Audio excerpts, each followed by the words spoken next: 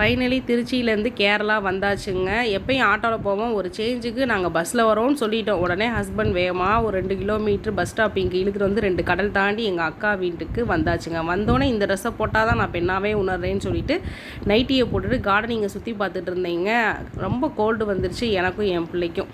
டக்குனு வீட்டில் இருக்கிற பொருளை வச்சு ஒரு வீட்டு வைத்தியம் செஞ்சாலும் வெத்தலை ஓமவல்லி வச்சு கஷாயம் குடிச்சிட்டு ஒரு மணி நேரம் கழிச்சு கேசரி, சுட சுட இட்லிக்கு சைடிஷாக தேங்காய் சட்னி, எல்லா காயும் போட்ட கதம்ப சாம்பார் மாதிரி காலையிலைக்கும் மதியானத்துக்கும் சேர்த்து வச்சுட்டாங்க.